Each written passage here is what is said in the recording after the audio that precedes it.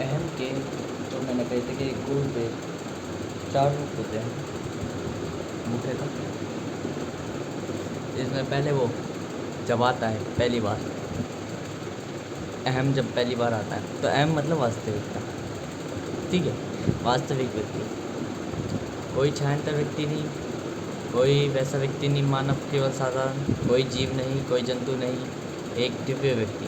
कब पनपा है? जब मान लो एक व्यक्ति ने त्यागने की परिभाषा को स्वीकार करा अतः मृत्यु को स्वीकार करा, और मृत्यु के बाद उसके अंतर की ही एक आत्मा या कल्पना उसके अंतर्गत दिखने लगती है।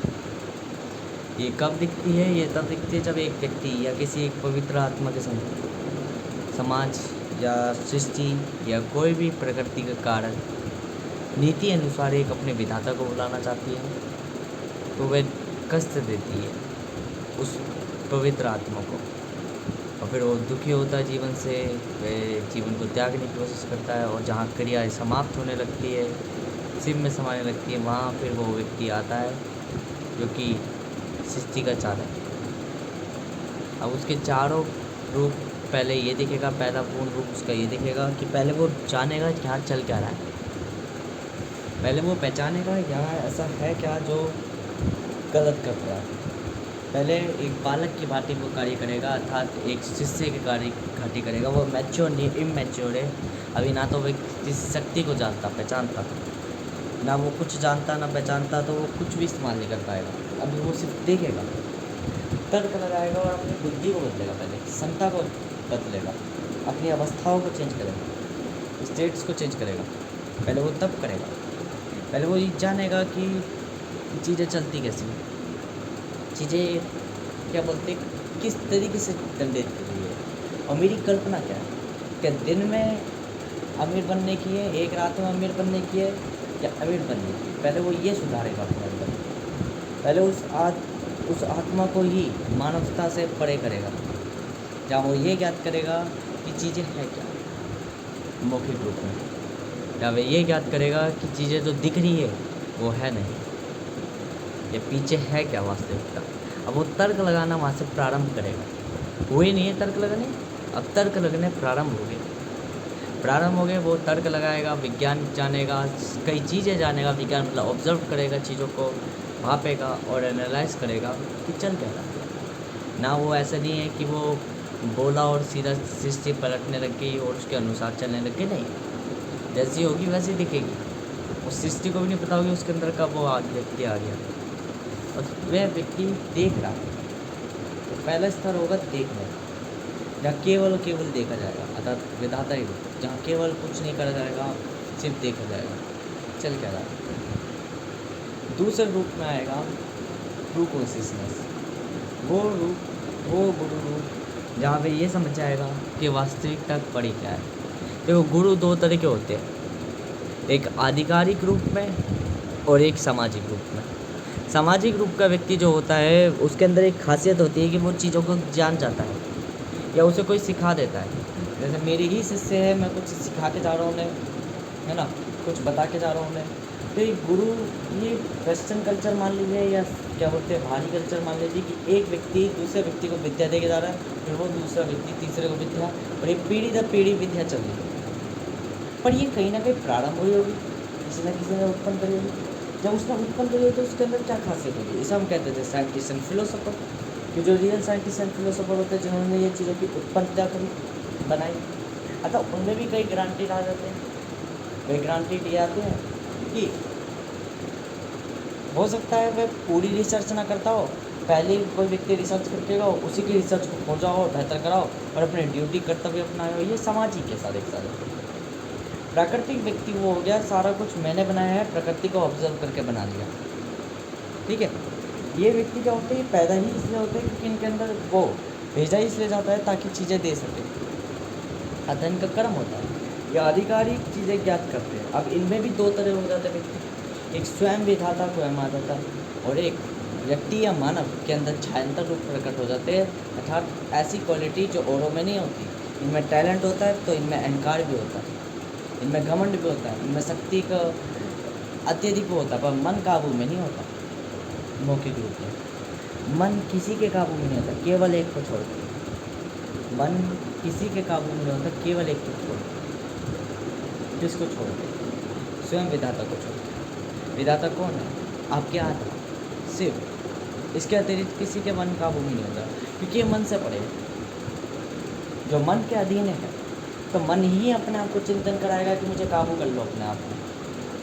अर्थात एक मन जो कितना भी बड़ा ज्ञानी क्यों ना हो, कितना भी बड़ा संपूर्ण चीज़ें क्यों ना हो, हमें ध्यान रखना, ज्ञान, संपूर्णता, सब चीज़ें मन के अंतर्गत है।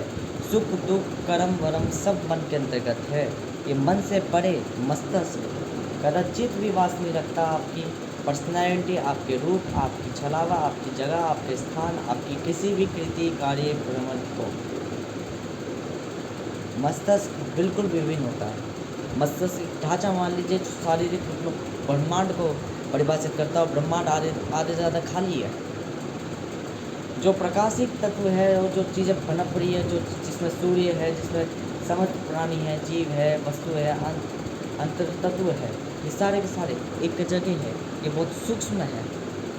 ये मन की कल्पना है मात्र। ये मन का विस्तार केवल और केवल प्रकृति के अंतर्गत ही तो हो सकता है, और मस्तिष्क उससे परे है। ब्रह्मांड प्रकृति से परे है। प्रकृति जितनी फैली हुई है उससे हल्का सा ऊंचाई पे मस्तिष्क का स्थान होता, अर्थात ब्रह्मांड का स्थान है। ब्रह्मांड से परे नहीं है मस्तिष्क, प्रकृति। ऐसे समय ब्रह्मांड के अंतर्गत चलता है, ब्रह्मांड से परे समय भी नहीं चलता, परंतु प्रकृति से परे और अंतर्गत समय चलता है। तो तीन मौखिक रूप में आ जाते हैं, समय, ब्रह्मांड और प्रकृति। अगर मैं बात करूँ तो दूसरा व्यक्ति यही ज्ञात करता है ट्रू इल्यूजन्स में क्या जानना हो क्या नहीं। जो सही गलत, सत्य असत्य, धर्म अधर्म, सभी चीज़ों के बारे में रेफरेंस करता है। वह प्रभावित है या नहीं है, इन्फ्लुएंस, फ्लो, कंट्रोल, नियंत्रण, इन समस्त तत्वों के बारे में बात करता है। वह प्रोडक्टिविटी, इम्परफेक्शन, परफेक्शन, ये सब चीज़ों के बारे में बात करता है।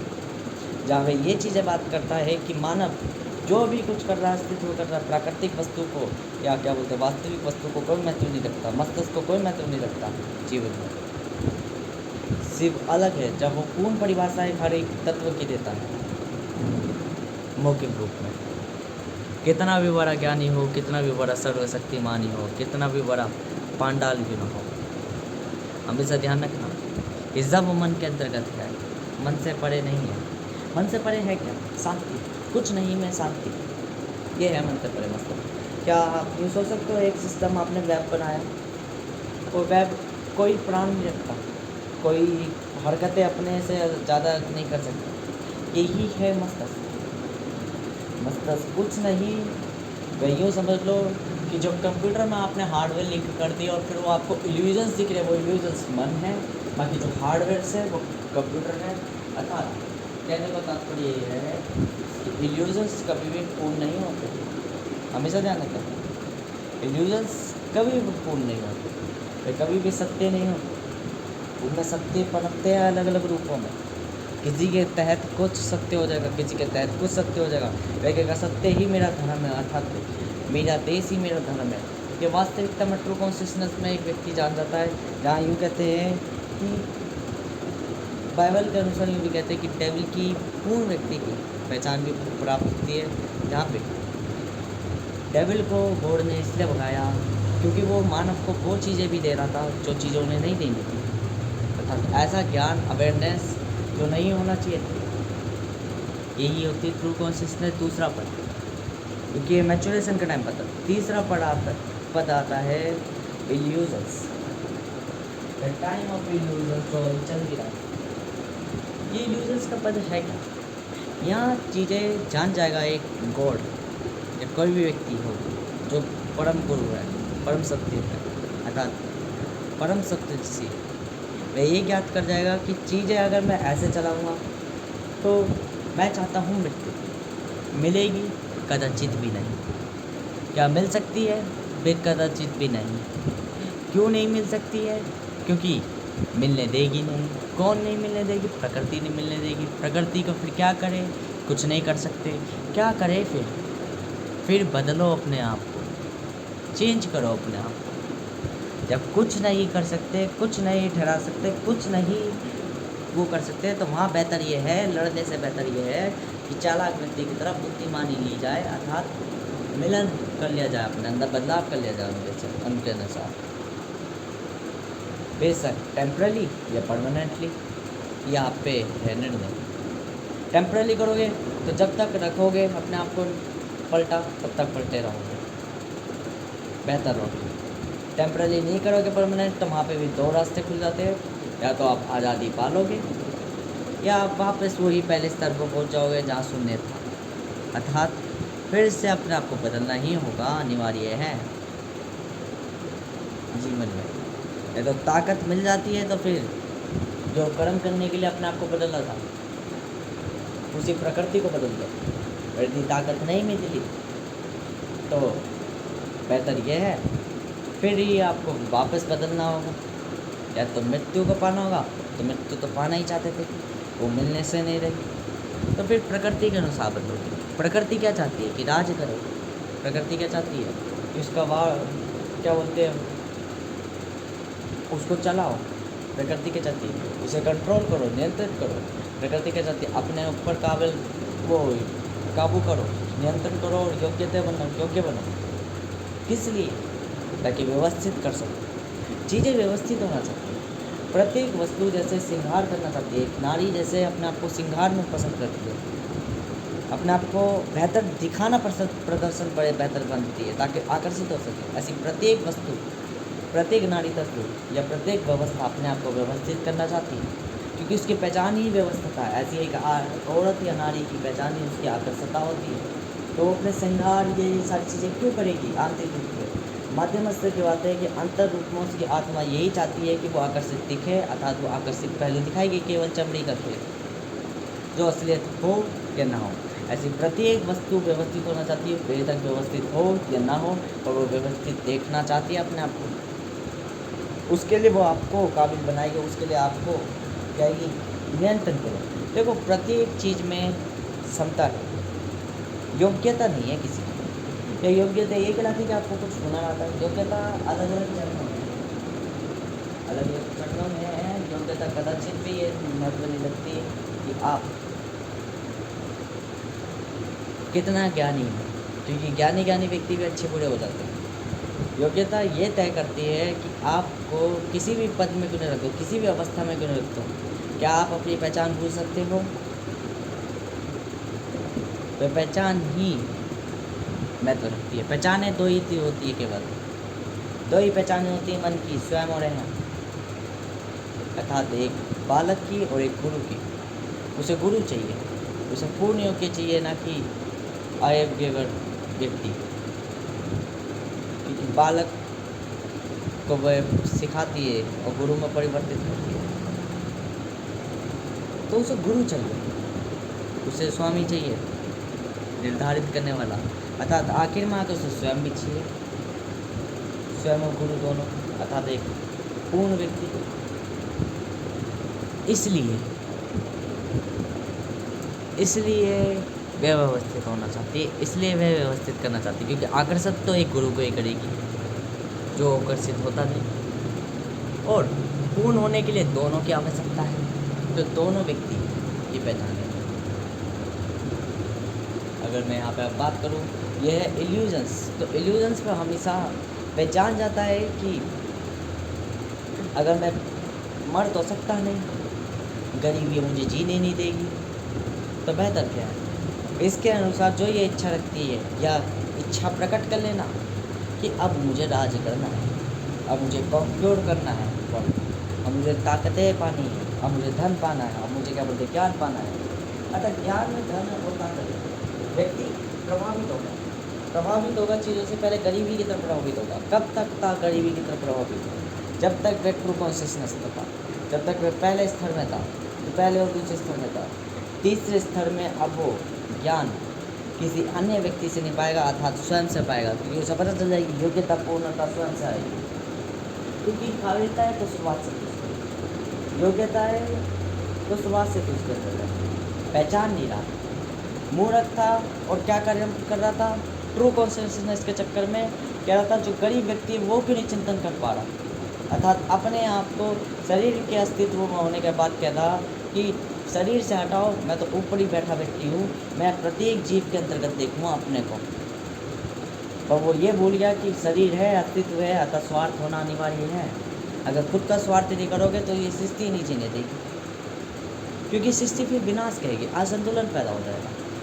एक व्यक्ति के भारी रूप में सारी चीज़ें चल रही हैं और वो सब में अपने आप को वास कर रहा है, अर्थात फिर इसका महत्व क्या रह जाएगा? कदाचित भी कुछ भी नहीं, ये भी उन्हीं में मिल जाएगा।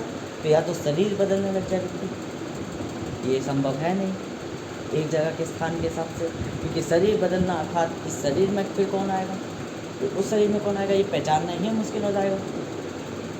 तो सिस्टमेटिक है सारी चीज़ें, व्यवस्थित। तो व्यवस्था है, खुद को व्यवस्थित करना चाहती है, पर व्यवस्थित पहले से ही है, वैसे नियंत्रण देना चाहती है, कंट्रोल देना चाहती है मुख्यतः। और कंट्रोल आइडेंटिफाई करा जाता है। कंट्रोलिंग का मतलब ही तो क्या है, नियंत्रण का मतलब क्या है? जो चीज़ जहाँ है उसको वहाँ उपस्थित कराना, जो चीज़ जैसी है उसको वैसे ही स्वीकार करना और वैसे ही टिकाए रखना, ये ठहराना, ये स्थिरता ही कंट्रोल है, ये स्टेबिलिटी, बैलेंसिंग। तो कंट्रोल कभी भी कुछ ऐसी नहीं मांगती आप पे कितनी ताकत है, 5 न्यूटन या 25 न्यूटन। वह कहती है 5 न्यूटन 5 न्यूटन के बराबर होनी चाहिए, 25 न्यूटन 25 न्यूटन के बराबर, फोर्सेस के बराबर इक्वली होनी चाहिए। वह कदाचित भी ट्रूली कॉन्सेप्ट पर बात नहीं करती, वह इल्यूजन्स पर बात करती है कि एक चीज़ दूसरी चीज़ के समान होनी चाहिए, बस ये इल्यूजन्स। क्वांटिटी को मेजरेबल कर दिया जाता है एक स्थिर स्थिति पे, जहाँ ये भी निर्धारित कर दिया जाता है कि कुछ करना नहीं है तो देश मानो अपना, कुछ नहीं करना, मृत्यु तो मिलने की नहीं। तो चीज़ों को वास्तविक मानने लगता है, चीज़ों को जानकर भी इग्नोर करो, जानकर भी एक्सक्यूज़ नहीं दे रहे आप, तुम इग्नोर कर रहे हो। क्या इग्नोर कर रहे हो? पता है कि देश नाम की कोई चीज़ नहीं है, अब मानना पड़ेगा कि देश नाम की कोई चीज़ है, क्योंकि अत्यधिक व्यक्ति देश नाम की चीज़ मान रहे। पहले जब तुम जीवन जी रहे थे तो साधारणता जी रहे थे, उसके बाद जब तुमने जीवन जीना शुरू करा तो एक साधु की तरह जीने लग गए, सप्तऋषियों की तरह जीने लग गए कि किसी चीज़ का कुछ मतलब नहीं होता। ठीक है, कि वास्तविक सात्विक ज्ञान जान गए, ठीक है, सात्विक ज्ञान जान गए, मतलब सातवें स्तर का ज्ञान जान गए। अब जब सातवें स्तर का ज्ञान जान गए, सब कुछ जान गए, अब वास्तविक में अर्थात अस्तित्व में जीना सीखना पड़ेगा कि चीज़ें कहने को सृष्टि एक केवल छलावा है, मृत्यु कुछ नहीं पला है नहीं, पर अब मृत्यु को मृत्यु मानना पड़ेगा, मृत्यु को अंत मानना पड़ेगा, क्योंकि अब इस अस्तित्व को जब वास्तविक मानोगे, जब इस शरीर को अपना पूर्ण जीवन मानोगे, इसे महत्वपूर्ण मानोगे, तो फिर मृत्यु भी पलायन नहीं, अंत दिखेगा, क्योंकि इस शरीर का तो अंत ही होगा, आत्मा का हो या ना हो, शरीर का अंत होना अनिवार्य है, अस्तित्व का अंत होना अनिवार्य है। तब ये शरीर के मोह में, शरीर की महत्वता में वो अंत मानना पड़ेगा। यही होती है बैलेंस, यही होती है संतुलन, कि जो चीज़ थी उसको वो चीज़ बनाए रखना ही नियंत्रण, अतः संतुलन ही जीवन का महत्व है। जीवन क्या चाहता है? नियंत्रण। जीवन चाहता नियंत्रण है, पर रहता क्या है? संतुलित। यदि किसी चीज़ की संतुलितता बिगड़ जाए, किसी चीज़ को उससे अत्यधिक ज्ञान मिलने लग जाए, तो वो अपना अस्तित्व नाश करेगा, और ये वास्तविकता है। मैं ही देख लो, ट्रूली कॉन्शियसनेस रूप में कदाचित भी मुझे ये पराहन नहीं रखता, मैं हर पल एक ही चीज़ इच्छा रखता, मृत्यु की, क्योंकि वास्तविकता ज्ञान में केवल व्यक्ति सिर्फ के अतिरिक्त किसी चीज़ को नहीं ज्ञात करता। क्यों? व्यक्ति कहता है सिर्फ मदिरा पीते हैं, सिर्फ वो करते हैं, वगैरह वगैरह करते हैं, ये सब अहम करता है, मन करता है। जो वास्तविक व्यक्ति है वह कदाचित भी एक तत्व के किसी तत्व को शराब पीते हुए देखा नहीं, किसी तत्व को ऊर्जा संग्रहित करते हुए देखा नहीं। क्यों? क्योंकि तत्व अपनी जगह पे स्थिर रहता है, स्थायी रहता है। प्रत्येक तत्व में, प्रत्येक आत्मा में कोई भी प्रभाव नहीं होता, फ्लो नहीं होता, ना ही इन्फ्लुएंस होता, ना वो भारी संबंध रखती, ना वो आंतरिक संबंध रखती, वह मध्यस्थ रहती है। सांसें अंदर जा रही है, बाहर जा रही है, कोई मतलब नहीं रखता। सांसें स्थिर हो जाए अथवा मृत्यु हो जाए, वही महत्व रखता है। अमरता वही कहलाती है, अर्थात शिव से अमर कोई व्यक्ति है भी नहीं। नारायण तो मृत्यु और अमर जीवन बार बार लेता रहता है, शिव नहीं लेते। अतः तत्व तत्व कदाचित भी अपनी मृत्यु नहीं करता पूर्ण रूप से, वो परावर्तित होता है। किसमें? कृति पर्सन में, अतः कृति व्यक्ति में, कृत्यवान में। कृत्यवान है कौन? अतः स्वयं में, जो परावर्तित कर रहा है, जो चीज़ों को बना रहा है, गुरु शिष्य के भांति या स्वयं और अहम के भांति या काल और ब्रह्म के भांति पूर्णतः चीज़ों को व्यक्त कर रहा है, जो कल्पनाएं निर्माण कर रहा है, फिर उनको वास्तविकता में परावर्तित करता है, जिसके बेस पे दो तरह की प्रकृति दिखती है, प्राकृतिक और सांसारिक। प्राकृतिक तब दिख रही है जब स्वयं से है संबंधित, और सांसारिक तब दिख रही है जब अहम से संबंधित है, जब मैं अकेला नहीं हूँ, मेरे जैसे अनेकों वस्तु है, अनेकों जीव है, अनेकों प्राणी है, एक जैसे ये प्राणी आपस में इंटरेक्ट कर रहे हैं। अच्छा, इंट्रास स्पीसीज कैसी स्पीसीज कहलाएगी? सांसारिक। मेरी जैसी प्रजाति प्रत्येक जीव जब सोच और चिंतन करे तो वहाँ जो वेब बनेगा, वहाँ जो बहस बनेगी, वहाँ जो मूर्खता पनपेगी, यह सब संसार में पनपती है।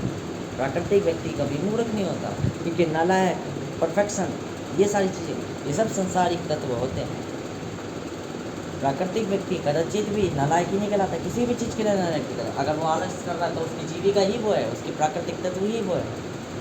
अगर वो भोजन को शिकार करके प्राप्त कर रहा है तो उसके प्राकृतिक दांडनीय वो है, अर्थात उसकी आंतरिया ही इस तरीके से है कि वो भोजन उसी तरीके से प्राप्त कर सकता है।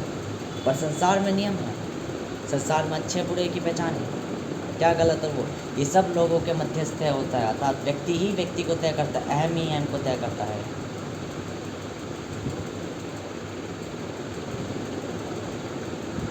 अब यहाँ पे और बातें कर जाए, अच्छा दिखना और अच्छा होना में अंतर है, क्योंकि अच्छे हो तो पूरी दुनिया बुरी है, और अच्छा दिख रहे हो तो दुनिया चारी ही है। दुनिया के अनुसार अच्छा दिखो। अब अच्छा हो या ना हो वो आपका चरित्र तय करेगा। आप दिखोगे तो मैं तो एक प्राकृतिक, एक दिव्य व्यक्ति दिखना पसंद नहीं करता, क्योंकि वो वास्तविकता ट्रूली कॉन्शियसनेस तो दुनिया उसे ट्रीट नीचा करती है। बट एक इल्यूजन्स पर्सन जान जाता है दुनिया को देखना पसंद है, मुझे महत्व ये नहीं रखता वो अच्छा हो या ना हो, मैं केवल कर्म को देख रहा हूँ, दिखना पसंद है, मैं दिख रहा हूँ। अच्छा, good personality, good T shirt, good face and good eyes and good mouth, मैं तुम्हें सीड्यूस कर लूँगा अपनी बातों से, अपने कम्युनिकेशन से। अब मैं यहाँ कदाचित भी चिंतन नहीं कर रहा कि क्या मैं अच्छा हूँ या नहीं, मैंने उस चीज़ को इल्यूज कर दिया था, इग्नोर कर दिया।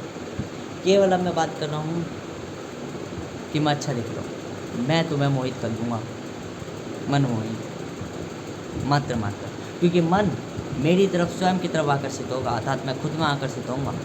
मैं खुद को देखकर जैसे ही आकर्षितता पैदा करने लगूँगा। प्रत्येक जीव के अंतर्गत में प्रत्येक जीव, कर्ण, तत्व, सब चीज़ें आकर्षित होगी, क्योंकि आकर्षितता पनपेगी मुझे से, प्रकाश पनपेगा ही मुझे से। अगर तत्व न हो तो प्रकाश भी नहीं उत्पन्न होगा। प्रकाश को तत्व के परिवर्तन के बाद ही प्रकाश भी उत्पन्न होता है, अतः ध्वनि भी तभी उत्पन्न होती है। ध्वनि क्या है? तत्वों के अंतर्गत निहित कर रही होती है, घूमदन कर रही होती है, जवास कर रही होती है, और जब वह बाहर निकलती है तो प्रकाशिक रूप भी तात्विक दिखाती है अपना, अतः अपने गुण दिखाती है।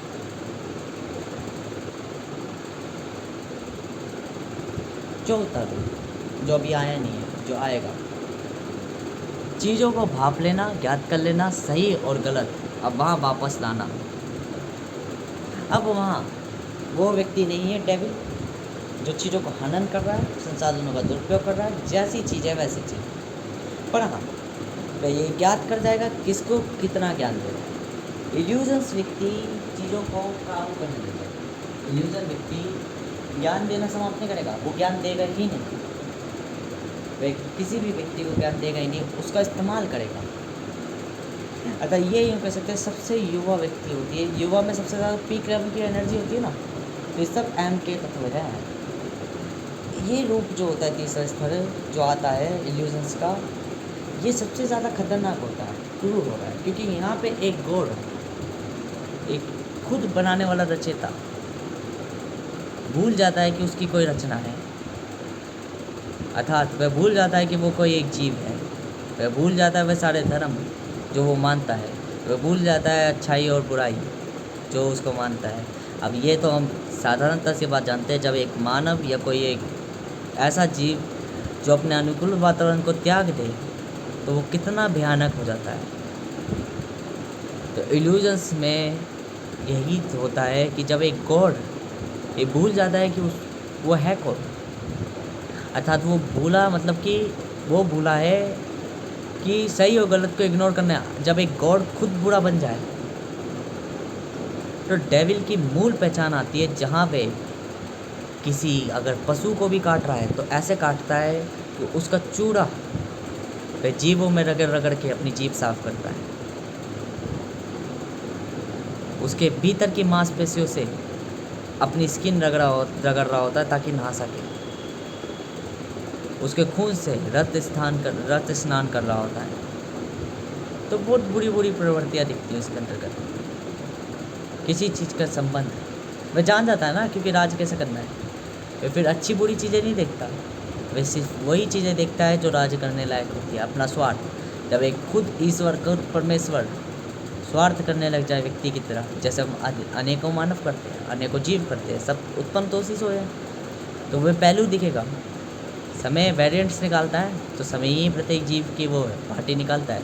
स्वयं हम अपने अंदर परिवर्तित करते रहते हैं, पर पूर्ण जीवन निरंतर के कथा, और ये जीवन में प्रत्येक प्राणी में दिखते हैं अलग अलग रूप। तो जब सुन लो खुद का विधाता ही स्वार्थ हो जाए, विधाता ही स्वार्थी हो जाए, तो प्रत्येक जीव का क्या असर होगा। आप ये इतना अनुमान लगा ले, एक मानव घमंड करता अपनी प्रॉपर्टी पर, अपनी लैंड में, कि मैं लैंड लॉर्ड हूँ इस चीज़ का, मैं इस चीज़ का भगवान हूँ, मैं इस चीज़ का स्वामी हूँ, ये मेरी चीज़ है। सोचो जिस दिन नदी को कुछ वो हुआ और नदी हल्की सी वो होगी, बाद में उन्होंने ज़्यादा गर्ज दिया अपने आप को, और नदी का पानी इतना विशाल हो गया कि वे सारे बांध तोड़ के आपकी बस्ती पर बहा के ले जाए, तो क्या उपस्थित होगा, क्या उपस्थित होगा। अगर पूरी सृष्टि जलमहन हो जाए तो क्या होगा उपस्थित।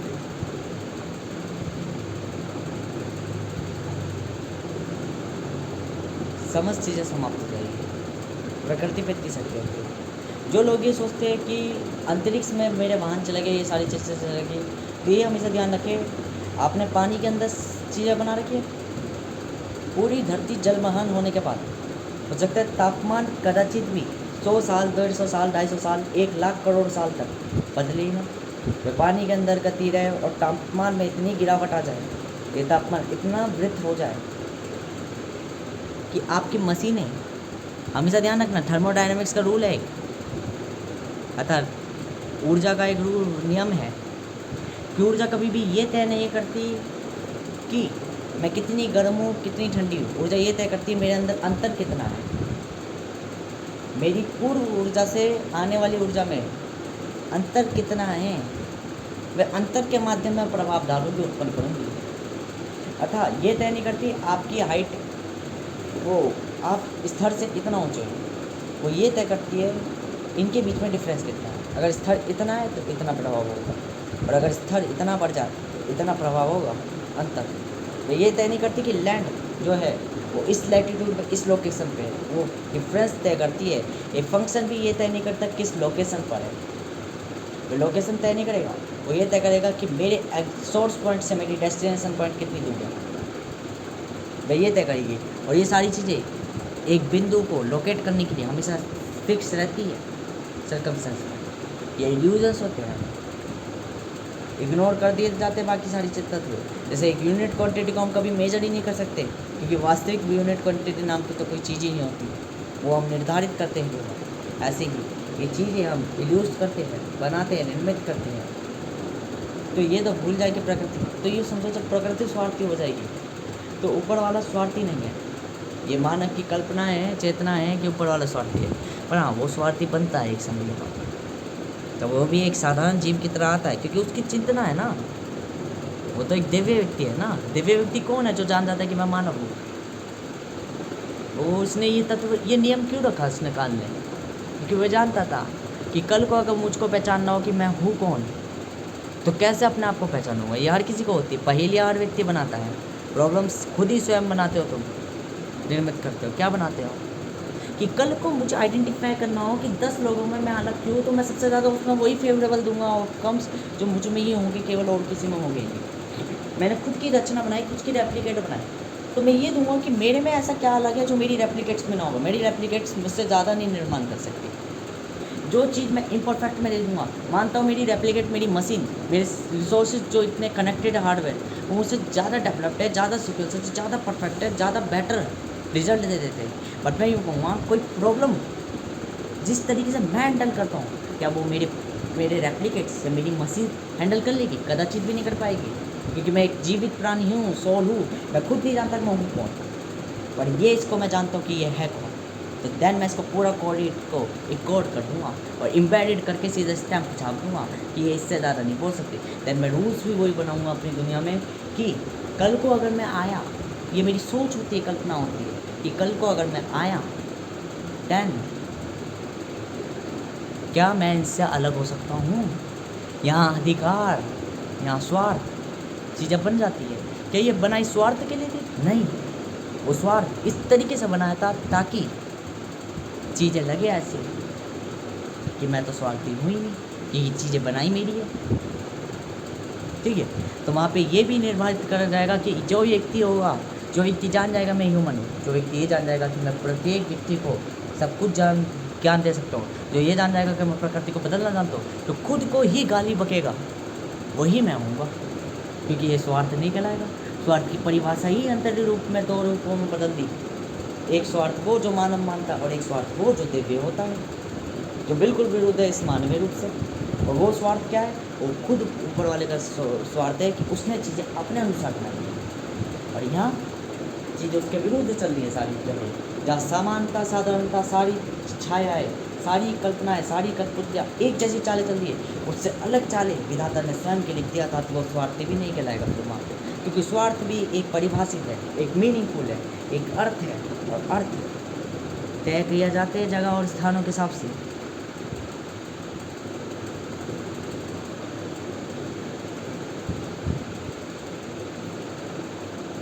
और चौथे व्यक्ति के अंदर यही चीज़ें पूर्ण रूप से दिखती है, उसकी मूल पहचान है जो उसके अंतर्गत है कि वह है कौन। फिर वह तय करता है, फिर वो सही हो गलत है, क्योंकि देखो हर व्यक्ति के अंदर एक सोच और कल्पना होती है। देखो कल्पना जो होती है ना, अत्यधिक अच्छी नहीं है, कल्पना जो है बुरी भी नहीं है। जैसे सोच, अत्यधिक सोचोगे तो चिंतन करोगे, और चिंतन जीवन में कल्याण भी कर देता है, और कल्याण में ही मतलब विकास कर देता है, विकास में ही विनाश है। ये मुख्यता है ना, क्योंकि विकास और विनाश क्यों रखे ये सारे तत्व ऐसे, क्यों ये सब चीज़ें मिलती है, सब मेरी चेतना है। जैसी कल्पना करूँगा, जैसी सोच करूँगा, जैसी चिंतन करूँगा, जैसी चीज़ें प्रकट करूँगा, वैसी दिखेगी। प्रत्येक जीव की भांति में प्रकृति को बदल दूँगा, अतः प्रत्येक जीव को अपने अनुसार बदल सकता हूँ, इतनी ताकत रखता हूँ अगर ध्यान लगा लूँ। क्या ध्यान लगा लूँगा? नहीं, चीज़ें तय हुई है, कैसे करके आना है, कैसे बनना है, उन स्थानों को त्याग नहीं सकता। पर हाँ, एक समय के बाद जब पूर्ण नियंत्रण हो जाएगा, नियंत्रण हो जाएगा। नियंत्रण और नियंत्रण में अंतर नहीं है, बस नियंत्रण नियंत्रण का उल्टा है, उल्टा है, सीधा नहीं है, ना ही समांतर है, एक दूसरे से विभिन्नता है, अलग है। क्यों? निरंतर का अर्थ यह है प्रत्येक समय परिवर्तित करना, तो नियंत्रण का अर्थ है परिवर्तन करना पर एक दिशा अनुसार परिवर्तन करना। किस चीज़ को कहाँ स्थिर होना है, स्थिरता स्थायी नहीं है पूर्ण रूप से, और स्थिरता नियंत्रण का वह रूप है जो सबसे प्रकटम रूप है, वो सबसे प्रकाशित रूप है। प्रकटम और प्रकाशित में यह अंतर हो जाता है। प्रकटम मतलब प्रकट हो गया, जिस चीज़ को कुछ मतलब नहीं पता, बस वो हो गया, या जो चीज़ उपस्थित है, जो और जगह वास करती है। और प्रकाशित का अर्थ यह है समय के संग अपने आप को प्रकाशित करता चला गया, बेहतर बनाता चला गया। अतः धीरे धीरे जो काम होता है वो बेहतर काम होता है, जो संतुलित नियंत्रण जीवन के हर एक पहलू में चलता है, वही होता है क्या? प्रकाशित कार्य। ठीक है, अतः बेहतर कार्य जीवन में। ये नियम क्यों चल रहे हैं ऐसे? क्योंकि बनाने वाले ने जब वो आया था वो ये लिख कर आया था कि मैं अपने आप से अलग कैसे बनूँगा, या फिर वो खुद ये बात करेगा कि देखो मैं आधिकारिक चीज़ें पसंद नहीं करता, वास्तविक में वो आधिकारिक चीज़ें पसंद नहीं करता जैसे मानव करता है, पर वो उससे परे करता है जहाँ वो अधिकारी ये तय करके आया कि मैं अपनी रेप्लिकेशन से अलग क्यों। तो ये हकीकत ध्यान रखो, अगर आप अपनी रेप्लिकेशन को बिल्कुल अपने जैसा बना दोगे तो हमसे ध्यान रखिए आप जो अधिकार रखते हो वो आपकी रेप्लिकेट फिर आपका अधिकार नहीं रखेगी, आपकी सारी कीमत आपकी सारी वैल्यू को अपने अंदर सोख लेगी। और जब मान लो आपने 10 बनाए तो वैल्यू ऑलवेज इन्वायरमेंटल तय होती है अर्थात क्वांटिटेबल सेम होती है, वो डिस्ट्रीब्यूट हो जाएगी।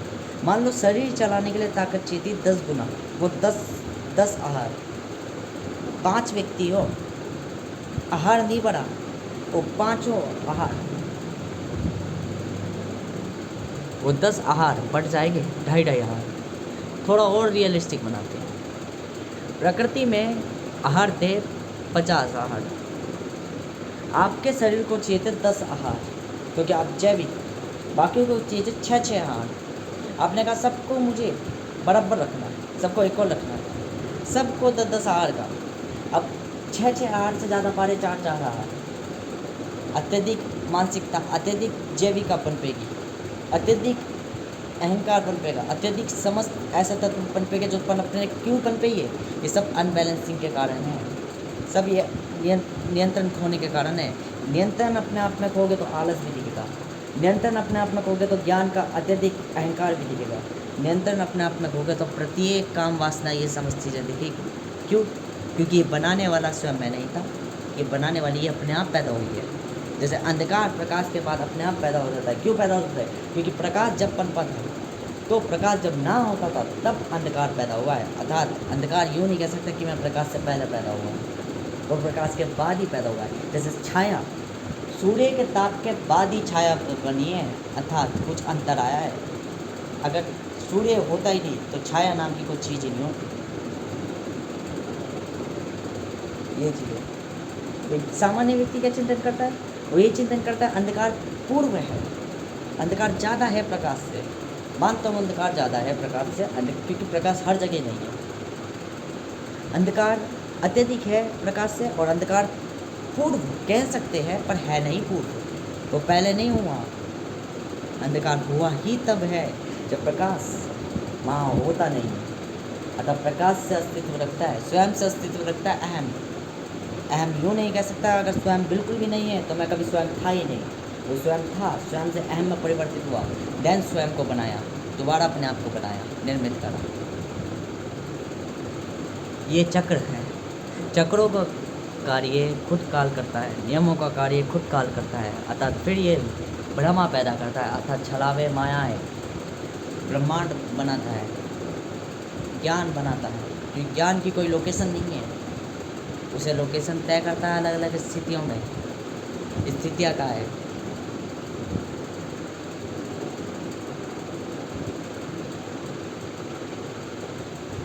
चौथा व्यक्ति वो मतलब चौथा व्यक्ति वो चौथा स्तर यही चीज़ ज्ञात कराता है कि वो सब कुछ जान जाता है, वह चीज़ों को चलाने जान जाता है, अर्थात अपनी पूर्ण पहचान जान जाता है। फिर वो पूर्ण व्यक्ति की भांति कार्य करता है, अर्थात गॉड फादर के साथ, गुरु की तरह।